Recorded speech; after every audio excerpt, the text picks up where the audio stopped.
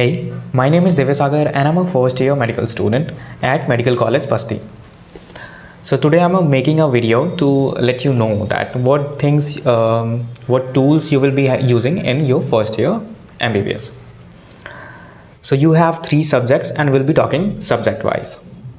तो पहला सब्जेक्ट आपका एनाटॉमी होता है और इसमें आपको बेसिकली 3 टूल्स और इक्विपमेंट्स की ज़रूरत पड़ सकती है. जैसे कि पहला आपका होता है कि आपको एक डाइसेक्शन बॉक्स की ज़रूरत पड़ती है.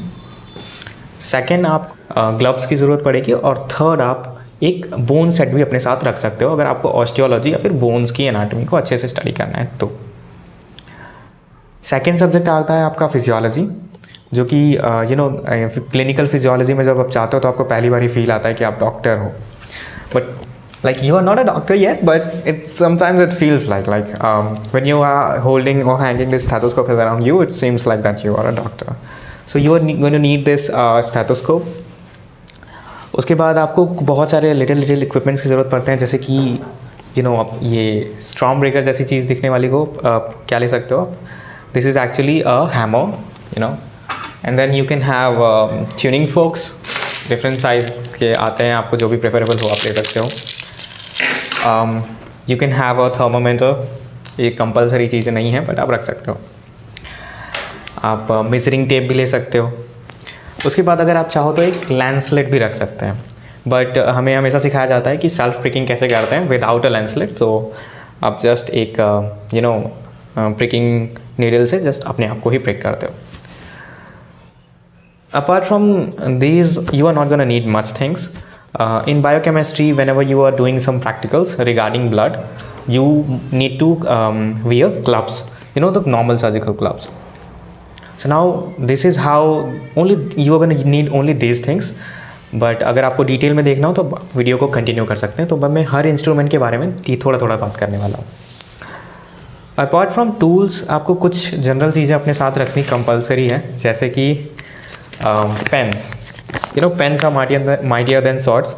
तो यहाँ पे आप क्या होता है, कई तरह के सॉर्ट्स रखते हो, मतलब हर कलर के पेन्स रख सकते हो आप, क्योंकि कलर डायग्राम्स बनाने से चीज़ों को जो है ज़्यादा अच्छे से समझ में आती है. और एक स्पेसिफिकली चीज़ जो मैं एनाटॉमी में भूल गया वो ये कि आपको कलर्ड पेंसिल्स भी रखनी होती हैं, क्योंकि कलर्ड पेंसिल से आप डिफरेंट कलर्स के डायग्राम बनाते हो. जैसे रेड से आर्टरी होती है तो रेड से ही बनाओगे.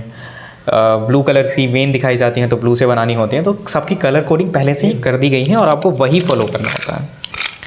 अनदर नया सब्जेक्ट जो आपको इंट्रोड्यूस होता है वो होता है हिस्टोलॉजी.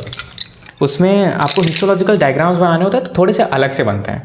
तो उसके लिए आपको 2 तरह की पेंसिल चाहिए होगी. एक तो होती है ब्लू लाइट जो होती है वो वॉयलेट कलर की, और दूसरी लाइलैक कलर की पेंसिल से आप वो डायग्राम ही बनाते हो. Let me show you what's inside a dissection kit. So as you can see, a bunch of things are inside the dissection kit, in which the most important is a scalpel. With the help of scalpel, you hold it as a pencil and give a incision on the skin, and then you can remove the skin and fascia in a stepwise fashion. Also, these 3 you can see are forceps, and all 3 and 4 all forceps, all of different types. This is blunt forceps, toothed forceps, pointed forceps, and then a fine forceps. Along with it, you have 2 scissors in your dissection kit, a small and a big one. With it, you can also keep a dropper, a needle, and a bunch of different instruments or a bunch of different tools can also be in your dissection kit. But the most important are एक स्कैपल होना चाहिए, एक fine forceps और फिर एक toothed forceps. और इसके बाद आपको जो भी चीज़ें सीजर्स वगैरह भी आप अपने किट में रख सकते हो. तो देखते हैं कि आप फिजियोलॉजी के लैब में आप कौन से इंस्ट्रूमेंट्स या फिर टूल्स से इंटरेक्ट करेंगे. तो सबसे पहले आप मेजरिंग टेप का यूज़ कर सकते हैं. इससे आप डायमीटर या सर्कमफरेंस किस आर्म्स का मेज़र कर सकते हो, या हाइट वगैरह मेज़र करनी हो तो कर सकते हो. उसके बाद आता है एक प्रिकिंग अपैरेटस, जिसमें एक लेंसलेट होता है और एक लेंसलेट डिवाइस होती है. तो इसको यूज़ करने के लिए सबसे पहले आप जो है कि इसके टिप को रिमूव करते हो तो आप निडल को देख पाओगे अच्छे से. फिर उसके बाद फिर इसको यहाँ पे असेंबल करने के लिए you just have to put a little bit of pressure inside, और फिर आप इसका ये पार्ट यहाँ पे अप्लाई करते हो उसके बाद फिर अगर आपको यहाँ पे प्रिक करना है तो आप यहाँ पे रख के जस्ट ये बटन दबा देते हो और ऑटोमेटिकली प्रिकिंग हो जाती है। So this is how it seems. It's like कि ये नीडल सामने आता है और आपको एक प्रिक हो जाता है यहाँ पे। बट क्योंकि खून की कीमत होती है इसलिए वो मैं इस समय अपना खून वेस्ट नहीं कर रहा हूँ। उसके बाद तो नेक्स्ट जो चीज़ है वो है हैमर। हैमर के कई पार्ट होते हैं, जैसे कि रबर पीस। इसमें एक ब्रॉड एंड होता है और एक पॉइंटेड एंड होता है। इसके एंड में आप देख सकते हो कि यहाँ पे एक नायलॉन ब्रश होता है और इस नायलॉन ब्रश का आप यूज़ कर सकते हो फाइन टच के असेसमेंट में। ऑल्सो एक पॉइंटर होता है जो कि सेंसरी न्यूरोलॉजिकल फंक्शंस को एसेस करने में हेल्पफुल होता है। अपार्ट फ्रॉम हैमर आपको keep it side tuning forks भी मिलते हैं। ट्यूनिंग फोक्स को आप यूज़ कर सकते हो वेस्टिबुलो कॉक्लियर के असेसमेंट में, वेस्टिबुलो कॉक्लियर नर्व के असेसमेंट में। उसके बाद फिर वॉच क्लास होती है फिजियोलॉजी लैब में। इस वॉच क्लास में आप कई डाइल्यूटिंग फ्लूइड्स रख सकते हो या कोई सॉलिड चीज़ भी रख सकते हो। फिर स्लाइड्स होते हैं। इस स्लाइड्स में आप जैसे कि ब्लड ग्रुप टेस्ट के लिए यूज़ कर सकते हो या कई सारे स्मेयर्स बनाने होते हैं, उसका यूज़ है। फिर सिंपल सी चीज़ आती है थर्मामीटर। तो this is the digital one. तो इसकी वजह से आप वही बॉडी टेम्परेचर मेजर करते हो। उसके बाद द मोस्ट फैसिनेटिंग चीज़ जो है वो स्टेथोस्कोप है। तो स्टेथोस्कोप के एक एंड पे तो आपको जो है ईयर पीस मिलता है या ईयर नॉब, और नेक्स्ट पे आपको मिलता है चेस्ट पीस। चेस्ट पीस के दो साइड्स होते हैं, एक तो होता है डायाफ्राम, दूसरा होता है बेल। तो डायफ्राम से आप हाई पिच साउंड सुनते हो, जैसे कि हर्ट साउंड 1 और 2, और बेल से आप लो पिच साउंड सुनते हो। तो नेक्स्ट और लास्ट इंस्ट्रूमेंट है हमारा स्फिग्नोमैनोमीटर।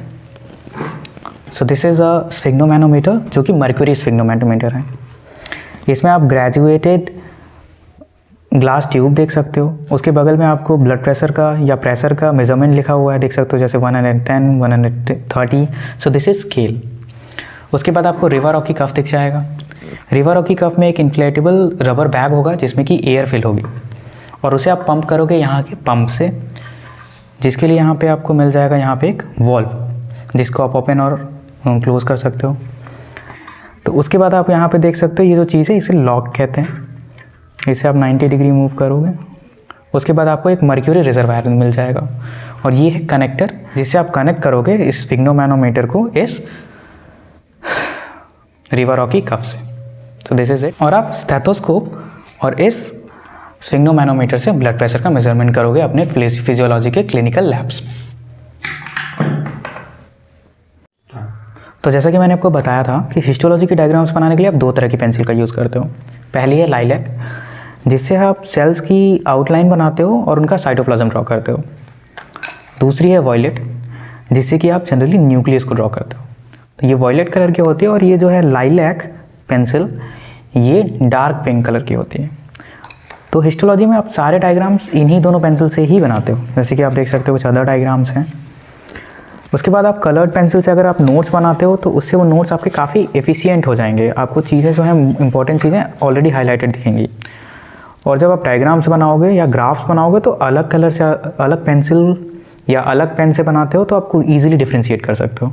तो मेक श्योर करें कि ये चीज़ें आपके बॉक्स में हों। So this was it.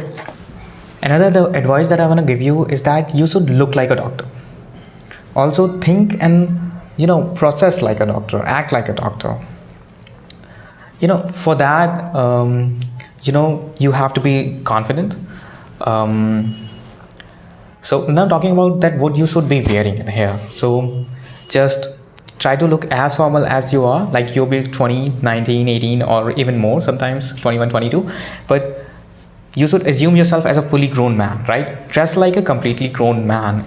So for that आप एक formal shirt पहनिए, formal trousers पहनिए, black formal shoes, और आप एक formal haircut के साथ, so everything here is formal, and this look never goes out of style. Another thing which is missing and the most important thing, and I should have mentioned it at the first time, is your white apron. So let me show you how you should look. So yeah, this is how you should be looking. This white coat and this stethoscope is your identity now. You're gonna wear the same superhero costume for the rest of your life. And ये symbolism है hope का, और इसके साथ साथ आपको confidence भी where करके रहना होता है apart from this formal clothes की। तो मेरी जो जेन्युइन एडवाइस है वो आपको कि आप छोटे बाल रखिए, फॉर्मल क्लीन शेव रखिए, उसके बाद जीन्स को अवॉइड करिए, और मोस्ट इम्पॉर्टेंटली अपने हेल्थ पे फोकस करिए। अगर आप हेल्दी रहोगे तो आपकी स्किन ऑटोमेटिकली ग्लो करेगी और लोग आपकी तरफ वैसे ही अट्रैक्टिव फील करेंगे। उसके बाद फिर लुक्स के बाद जो अट्रैक्शन का तरीका होता है वो होता है आपकी बात करने की तरीका, आपकी पर्सनालिटी। तो इस पे आप काम करिए कि कैसे आप लोगों से ज़्यादा बेहतर तरीके से इंटरेक्ट कर पा रहे हैं और उनकी बात किस तरह से समझें और अपनी बात उन तक कैसे समझाएं। तो ये कुछ कम्युनिकेशन स्किल्स भी आपको सीखनी पड़ती है कॉलेज में, तो इस पे भी आप ध्यान दे सकते हो। और जहाँ तक रही पढ़ाई की बात, वो तो कॉलेज हमें आने के बाद ही शुरू करेंगे। So this is it with this video. And अगर आपको वीडियो अच्छा लगा हो तो प्लीज़ इसे आप सब शेयर कर सकते हो, और कमेंट्स में मुझे बताइए कि नेक्स्ट टॉपिक आप किस टॉपिक पे चाहते हो। Thank you so much for watching, see you next time.